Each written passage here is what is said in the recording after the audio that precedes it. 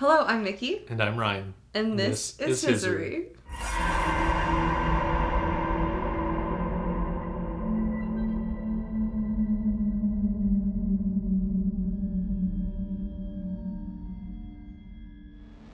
We grew up watching paranormal investigators like Zach Bagans on Ghost Adventures, Ryan and Shane on Unsolved or Ghost Files, and Sam and Colby on YouTube. It gave us a curiosity, or a need to know what it was really like, to understand the world that we can't see. The semi-casual investigations, people just trying to connect to those who are no longer around, or something we just can't understand yet. All throughout history, different cultures have believed in the paranormal, divine gods, spirits, aliens, shaman, witchcraft, and divination, just to name a few. Supernatural occurrences are reported all around the world, and have become ingrained into pop culture.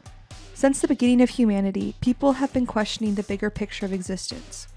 What is really out there? Where do we go when we die? Are there aliens? Ghosts? Bigfoot? Tonight we're staying at the historic Thayer Hotel in Annandale, Minnesota. We're from different departments at Pioneer PBS, but share a fascination with the world of the paranormal. I grew up loving to hear about the macabre subjects and getting to learn different perspectives of life, death, and everything in between. There's such a rich history of the supernatural around the Midwest, and we're so lucky to be able to share that with you. If you like this episode, please like, subscribe, and comment down below where you want us to go next.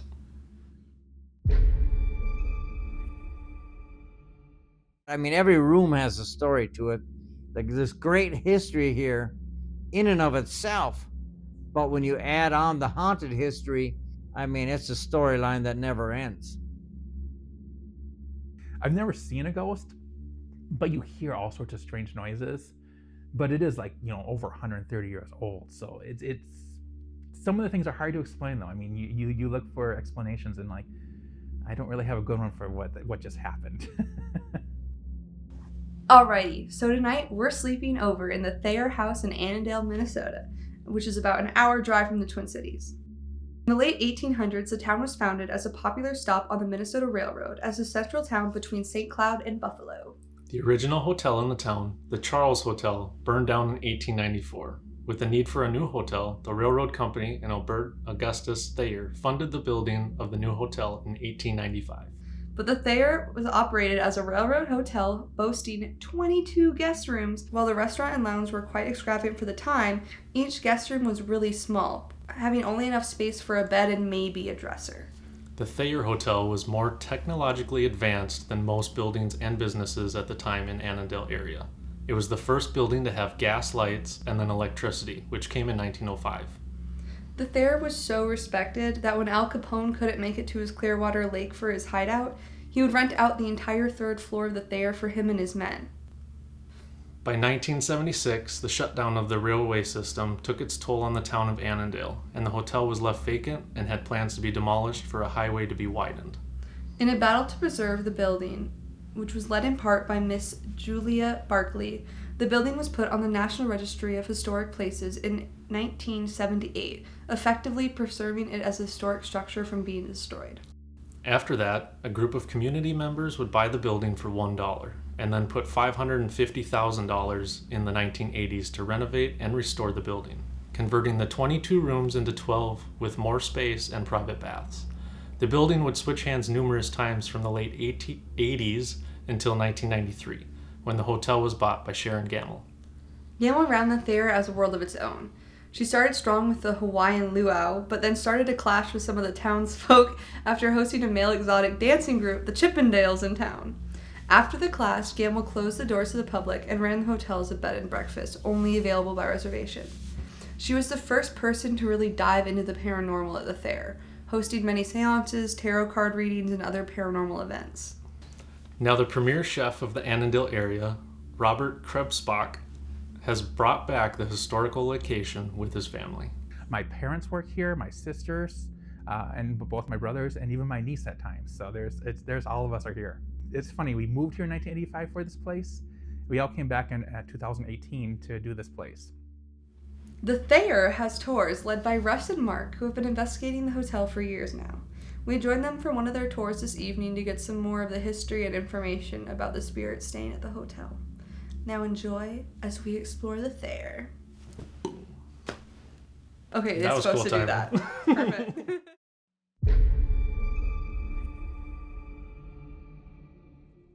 Our team is called Search for Spirits. We've been around for quite a long time now. I think dating back to around 2011 or 12. And we started out, as a lot of teams do, we were just kind of experimenting in the paranormal field.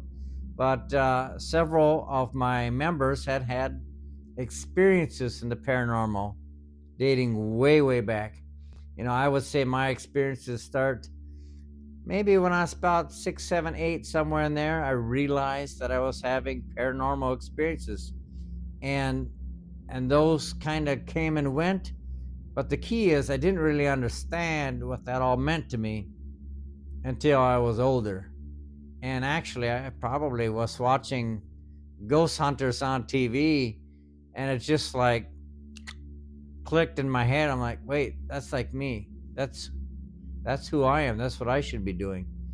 And because I've lived with it in my life and experienced it in so many different ways, I knew that I wanted to follow that path. And so I created the team in 2012. I founded the team, and we have gathered members from all over the state of Minnesota. So the first time that we came to the hotel was in 2019. And it wasn't just too long after Bob and Colleen had purchased the place. And we knew a mutual person that invited us here. So it really worked out good. And we just kind of stepped into our visit here and our investigation of the place via a friend of the family that we each knew. We came here at the time, a lot of different types of paranormal shows were doing the 48-hour lockdowns. That was getting quite popular. And so we decided to do a 48-hour lockdown here, where we had a weird experience with something physical dissolving from a physical state, moving, and then becoming physical again. In this case, we had gotten a room and put our stuff in it, and then we commenced to putting out the equipment. And on the second floor was where our room was on the far end. And Mark was staying in that room. And while I was working on the third floor, way in the front of the building here, and I had been putting this camera up, the tripod, all this business, getting the wires hooked up, all of a sudden I realized I was standing on something. And I lifted my foot up and I looked down and I saw what looked like a necklace. I picked it up and I realized that I had a rosary in my hands. And I said, well, I don't know where this came from all of a sudden. I thought maybe I just didn't realize it was there. So I had one of the investigators take that rosary downstairs to where Mark was interviewing Colleen at the time. And I said, just get this in the lost and found, because if somebody loses a rosary, they're going to come back to get it. So that investigator is handing that to Colleen to put in the lost and found. My lead investigator, Mark, sees it and says, where did you get that? And she says, well, Russ found it on the third floor up in the front of the building there in the hallway. And he says, well, that sure looks a lot like mine. We all, like 5 of us, we're all like up to the second floor, down the hallway all the way to the end of the hotel. He takes his key out and opens the door because the door was locked. We go inside. He's got a little rucksack there, opens the zipper on the top, and inside of that there's another zipper he opens. He reaches inside that pocket and there's no rosary in there. Where are we going, Mickey? Honeymoon suite. Oh, okay, so we're about to go to the honeymoon suite and hear some stories down there. Sometimes the batteries are just goofy. Or sometimes things just be messing with it.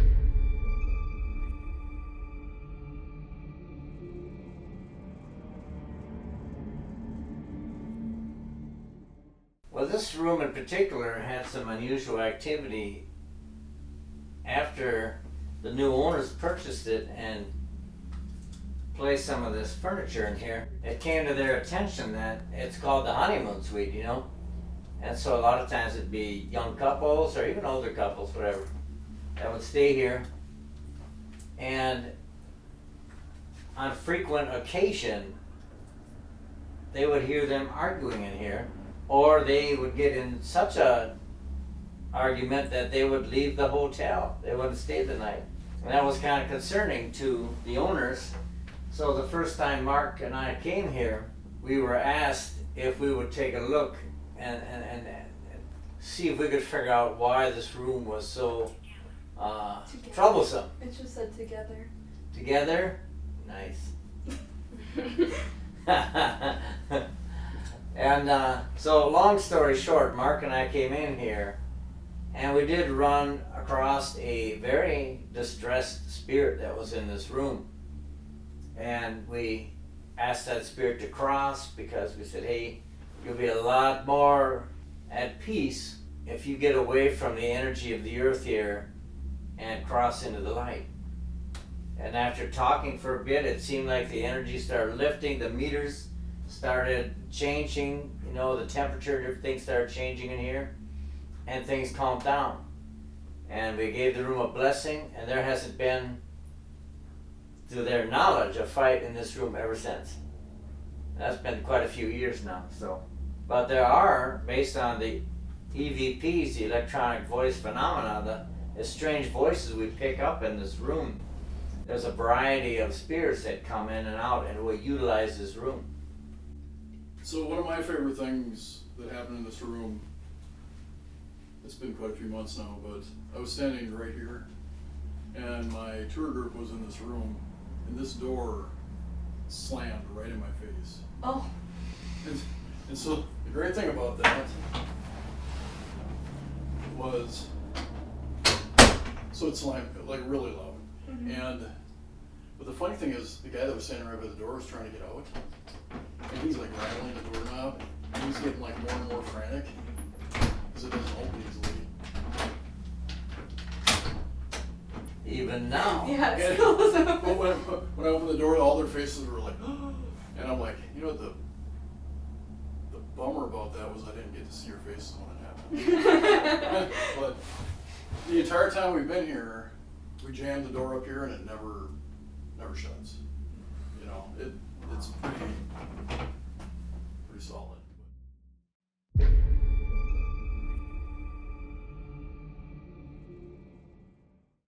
Tools of the trade.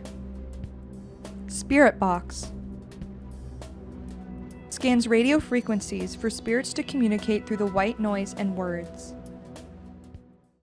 All right, so we've introduced ourselves once already. And we are here tonight to potentially have conversations with some of the deceased spirits that are at this location. Has anybody joined us in this room? Has anybody joined us in this room?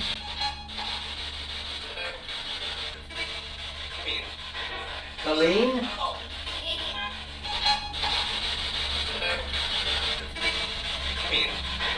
Colleen? I just heard Colleen's name.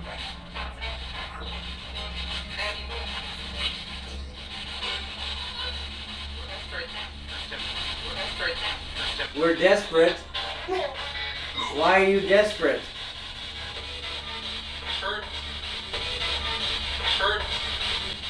It hurts? What happened? That got you here. Got you here.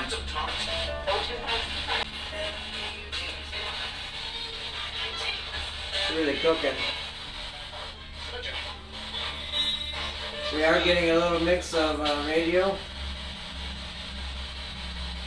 I'm going to try with the antenna off for a little bit and see if that calms things down. That might be too much, but we'll see. Alright, with the antenna off, can anybody communicate with us? Alright, we'll try with the antenna down, the antenna on, but down. We definitely had some communication utilizing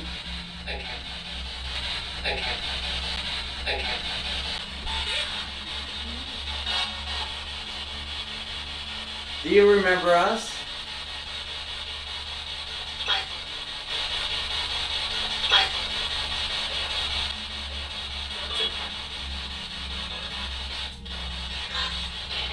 Russ, you hear that?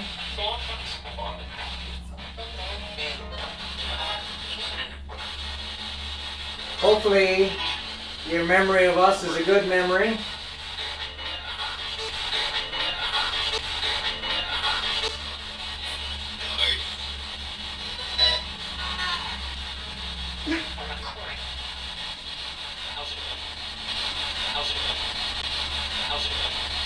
How's it going? It's going good.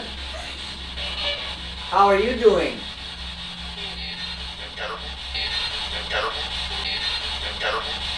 Terrible? I'm terrible. Are you terrible? Because why? Is there something you're waiting for?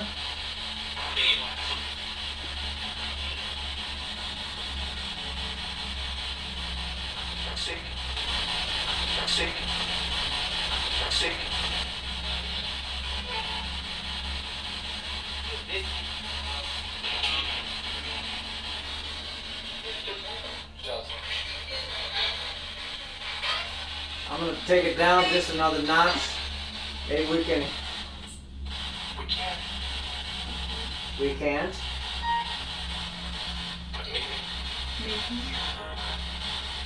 Mickey? No, me, not Mickey. I hope somebody. Is there a particular room you want us to sleep in?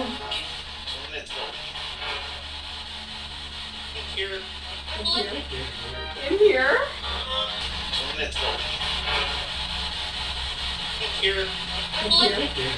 In here? I heard, in here, I slept in this room before, do you remember?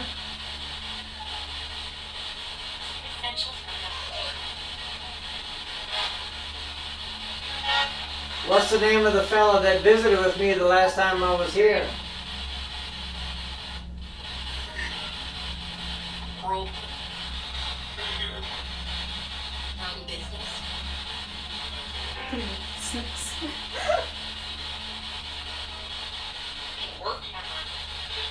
We're going to be doing some filming tonight.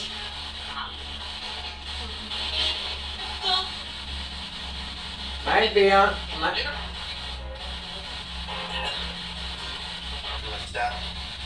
Do you have a room you'd like us to go to?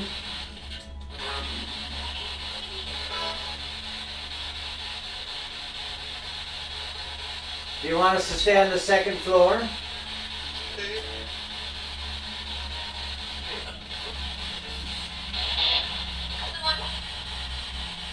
Alright, we're going to let this go for now.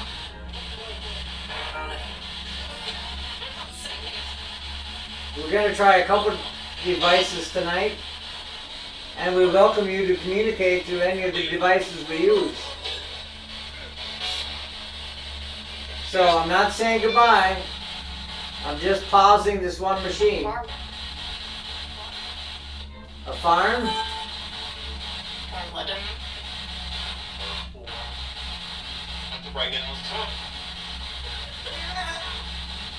I keep hearing like female giggling on there too. But we're gonna just close this off for now, shut this down. No, we're gonna keep talking. Shutting down in 3, 2, 1. So yeah, being close to the cities and all these radio channels, I mean, we get quite a fluctuation of voices and vocals. Mm-hmm. But that being said, I mean, I definitely heard some potential responses coming out of there.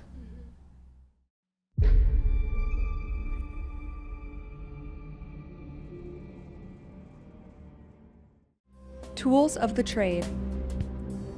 EVP, electronic voice phenomena. Sounds of spirits picked up on electronic audio recorder. KM class system. Class 1, direct response. Class 2, general statement. Class 3, sound. So one night we were sitting in the other room, and years ago when we first started coming here, there was these big black leather chairs out there, and we would sit out there till late at night, you know. And Colleen and Mark and I don't know who else was there, but Mark was a little curious because there's a story that Al Capone used to rent the entire third floor and do business, maybe have some ladies up there. I don't know what they all did. But so Mark's like, you know, we've never asked. We should ask. So we ended up asking, is Al Capone here? And if you listen real carefully, I'm going to play a little EVP for you about what sounds like a man saying, yes, I am. And the interesting and more interesting part about it after that is another spirit says, you're sitting on him. And that's kind of funny, you know. We could actually measure the energy, the EMF in these chairs. Mm-hmm. All right, I'm going to play it for you once. Would it be something if we had Al Capone? Is Al Capone out there? Sit.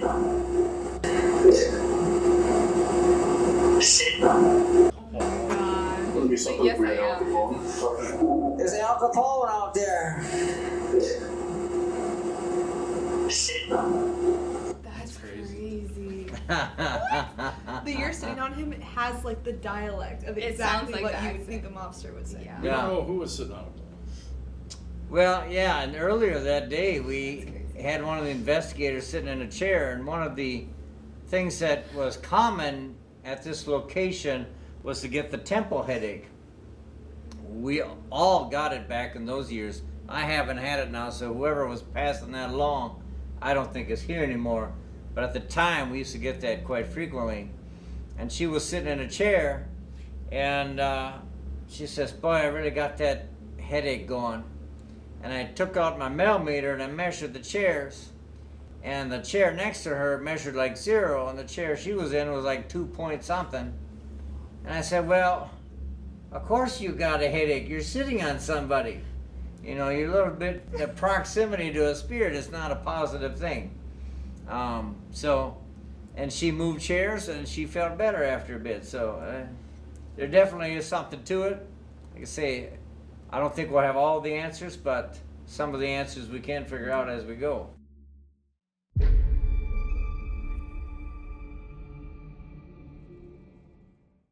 Now, do I believe? I believe in the fact that they have been working with me for several years. I do have deceased people that come to me for information as far as they feel stuck, they want to move on. That's why I feel they come to me. And I just say, you know, can you cross into the light? Is that an option? Can you reconcile? Is there a path there for you? I'll say a prayer for you. And I work the whole aspect because, like I said, we are a Christian team. And so when we do this, we call it a healing. So when we're working with the souls to reconcile them and find them a place to cross over and get to where they can find peace. Because we want the human being on earth and the soul, the spirit, to both be at peace. So have I had any experiences here at the Thayer, like ghost experiences? I would say yes. I'm a little bit more skeptical of this sort of thing, but there are things that I just can't really explain.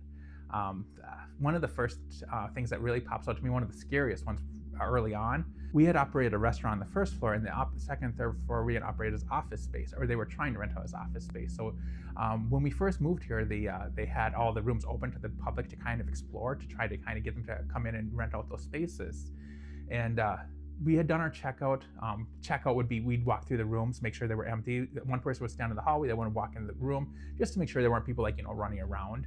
And I was here late that night doing some paperwork, and this is probably like 2:30 in the morning, and we had done our checkout long ago. So I knew the building was empty, and as I was leaving, I heard voices talking, and it was pitch black up here because all the lights were off.